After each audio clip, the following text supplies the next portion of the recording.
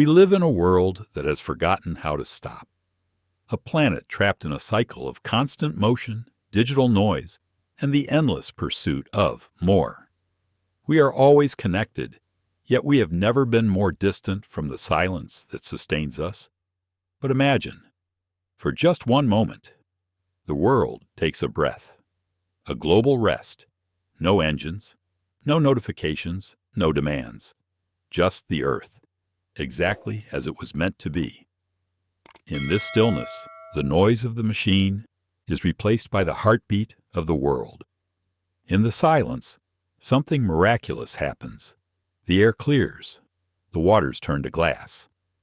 Nature, which has been shouting for our attention, finally finds its voice. The trees whisper secrets to the wind.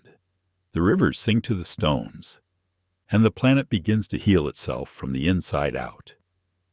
This rest isn't just for the earth, it is for the soul. In the quiet, we remember who we are.